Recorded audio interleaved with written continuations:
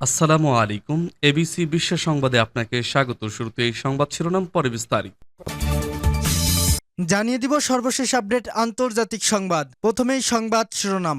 আক্রান্ত হওয়ার শঙ্কায় পাকিস্তান, প্রয়োজনে পরমাণু বোমা। এরপর থাকছে পাকিস্তানে অস্ত্র পাঠানো নিয়ে ভারতের দাবি অস্বীকার করল তুরস্ক।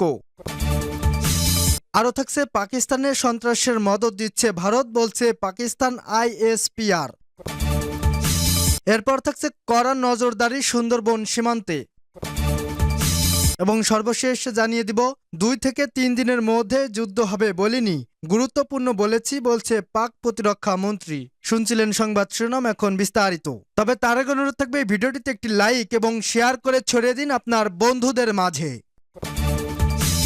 আক্রান্ত হওয়ার শঙ্কায় পাকিস্তান, প্রয়োজনে পরমাণু বোমা। কাশ্মীরে পর্যটকদের উপর ভয়াবহ হামলার ঘটনার পর পাকিস্তানে ভারতের সামরিক অভিযান আসন্ন বলে মন্তব্য করেছেন দেশটির প্রতিরক্ষামন্ত্রী খাজা মোহাম্মদ আসিফ। দেশবাসীকে এই ইস্যুতে মানসিকভাবে প্রস্তুত থাকার আহ্বানও জানিয়েছেন তিনি। সেই সঙ্গে সামরিক বাহিনীকে তৈরি রাখার কথাও জানিয়েছেন তিনি। 22 এপ্রিল কাশ্মীরের পহেলগামে জঙ্গি হামলার ঘটনায় 26 জন নিহত হবার পর থেকেই ভারত পাকিস্তান সম্পর্ক তলানিতে ঠেকেছে। পহেলগাম হত্যাকাণ্ডের জন্য ভারত কাঠগড়ায় তুলেছে পাকিস্তানকে।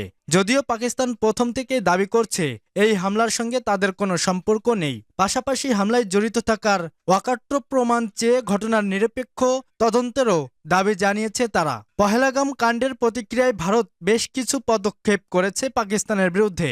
সম্প্রতি শক্তি পরিদর্শনও করেছে ভারত বাহিনী, তবে সরাসরি নয়, ভিডিওর মাধ্যমে।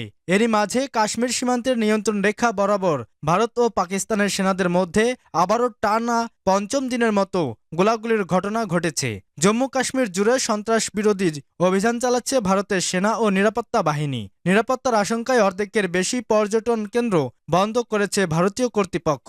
পাকিস্তানের প্রতিরক্ষামন্ত্রী খাজা মোহাম্মদ আসিফ সোমবার দাবি করেছেন, জম্মু ও কাশ্মীরে পহেলগামে পর্যটকদের উপর ভয়াবহ জঙ্গি হামলার পর পাকিস্তানে ভারতের সামরিক অনুপ্রবেশ আসন্ন। ইসলামাবাদে তার কার্যালয় থেকে সংবাদ সংস্থা রয়টার্সকে দেওয়া এক সাক্ষাৎকারে আসিফ বলেন, আমরা আমাদের বাহিনীকে আরও শক্তিশালী করেছি, কারণ এমন একটা কিছু হতে পারে যে কোনো সময়। সেই পরিস্থিতিতে কিছু কৌশলগত সিদ্ধান্ত নিতে হবে, সেগুলো নেওয়া হয়েছে। আসিফ জানান, ভারতের মনোভাব ক্রমশ তীব্র হচ্ছে। পাকিস্তানের সেনাবাহিনী ভারতীয় হামলার সম্ভাবনা সম্পর্কে সরকারকে অবহিত করেছে। তবে তিনি কেন ভারতীয় সেনাবাহিনীর অনুপ্রবেশ আসন্ন বলে মনে করছেন তার কারণ সম্পর্কে বিস্তারিত কিছু বলেননি। পাকিস্তানের অস্ত্র পাঠানো নিয়ে ভারতের দাবি অস্বীকার করল তুরস্ক। জম্মু কাশ্মীরের পহেলগাঁও হামলার জেরে ইসলামাবাদ ও নয়াদিল্লির মধ্যে চরম উত্তেজনা বিরাজ করছে। এর মধ্যেই ভারতের কয়েকটি সংবাদ মাধ্যমে প্রচার করা হয় যে পাকিস্তানের সামরিক সরঞ্জাম বহনকারী বিমানে অস্ত্র পাঠিয়েছে তুরস্ক। তবে আনুষ্ঠানিকভাবে এই তথ্য অস্বীকার করেছে তুরস্ক। তুরস্কের president Recep Tayyip Erdogan Bharat ও পাকিস্তানকে সংযম বজায় রাখার আহ্বান জানানোর পর দেশটির পক্ষ থেকে ইসলামাবাদের অস্ত্র পাঠানোর কথা অস্বীকার করা হলো। এশিয়ার 2 প্রতিবেশীর চলমান উত্তেজনা নিয়ে সোমবার মন্ত্রিসভার বৈঠকের পর এরদোয়ান বলেন, পরিস্থিতি আরও ভয়াবহ রূপ নেওয়ার আগেই পাকিস্তান ও ভারতের মধ্যে উত্তেজনার অবসান চায় তুরস্ক। মঙ্গলবার তুরস্ক সরকারের যোগাযোগ অধিদপ্তর সামাজিক যোগাযোগ মাধ্যম এক্সে এক পোস্টে জানায়, তুরস্ক পাকিস্তান অস্ত্র ভর্তি 6টি বিমান পাঠিয়েছে। শিরোনামে কিছু সংবাদ মাধ্যমের প্রকাশিত এই সংবাদটি সত্য নয়। এ বিষয়ে জানেন এমন কর্মকর্তাদের বরাতে চীনের বার্তা সংস্থা সিনহুয়া জানিয়েছে, একটি তুর্কি কার্গো প্লেন শুধু জ্বালানির ভরার জন্য পাকিস্তানে অবতরণ করে, পরে নির্দিষ্ট উদ্দেশ্যে বিমানটি পাকিস্তান ছেড়ে গেছে। এর আগে টাইমস অফ ইন্ডিয়ার প্রতিবেদনে জানানো হয়, রবিবার তুর্কি বিমান বাহিনীর একটি হারকিউলিস 130 কার্গো প্লেন করাচিতে অবতরণ করেছে। এতে নানা রকম সামরিক সরঞ্জাম ছিল। তুরস্ক পাকিস্তানকে প্রতিরক্ষা সহায়তা দিচ্ছে, এটি তারই ইঙ্গিত বলে দাবি করেছে টাইমস অফ ইন্ডিয়া। এটিকে বৃহত্তর প্রতিরক্ষা সহায়তার অংশ বলে উল্লেখ করে তারা। পাকিস্তানের সন্ত্রাসের মদদ দিচ্ছে ভারত, পাকিস্তান আইএসপিআর। পাকিস্তানের সন্ত্রাস ছড়িয়ে দিচ্ছে ভারত, একই সঙ্গে পাকিস্তানের বিরুদ্ধে ভিত্তিহীন অভিযোগ করছে তারা, এমন দাবি করেছেন পাকিস্তান সেনাবাহিনীর মিডিয়া উইং ইন্টার সার্ভিসের পাবলিক রিলেশনস এর মহাপরিচালক লেফটেন্যান্ট জেনারেল আহমেদ শরীফ চৌধুরী। তিনি বলেছেন, পাকিস্তানের সন্ত্রাসে ভারতের মদদ থাকার অকাট্য প্রমাণ আছে। ভারত শাসিত জম্মু কাশ্মীরের পহেলগাম হামলার কয়েকদিন পর বৃহস্পতিবার সংবাদ সম্মেলনে তিনি এ অভিযোগ করেন। এতে তিনি বলেন, পাকিস্তানের ভিতরে সন্ত্রাসী কর্মকাণ্ড ভারত জড়িত। মিথ্যা ফ্ল্যাগ অপারেশনের বিরুদ্ধে সতর্কতা উচ্চারণ করেন তিনি। আহমেদ শরীফ চৌধুরী বলেন, ভারতের রাষ্ট্রীয় মদতপুষ্ট সন্ত্রাসের ক্ষুদ্র একটি অংশ আমরা প্রমাণ হিসেবে উপস্থাপন করব।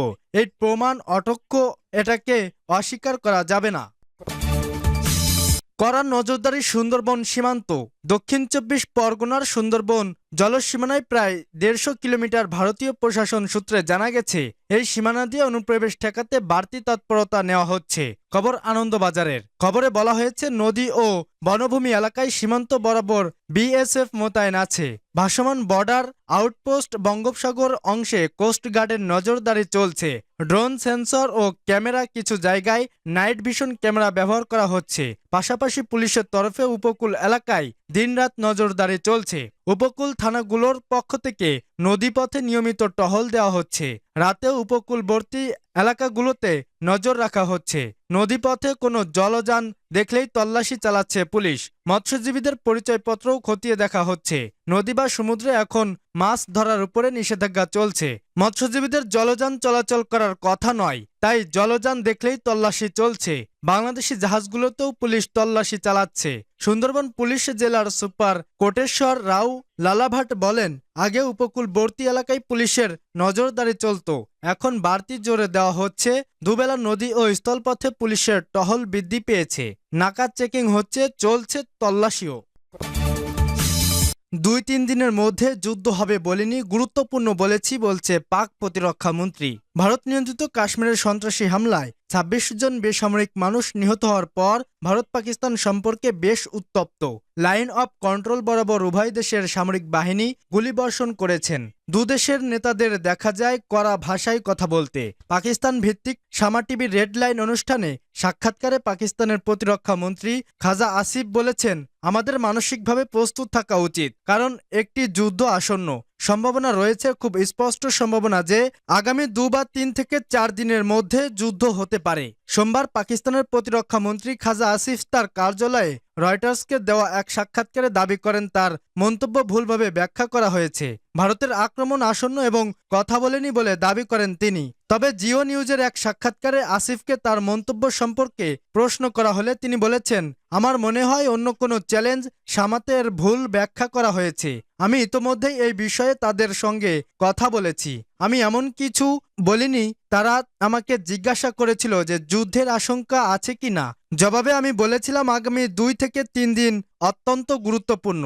পাক প্রতিরক্ষা মন্ত্রী বলেন, যদি কিছু ঘটে তাহলে আগামী ২ থেকে ৪ দিনের মধ্যে তা ঘটবে, অন্যথায় তাৎক্ষণিক বিপদ কেটে যাবে।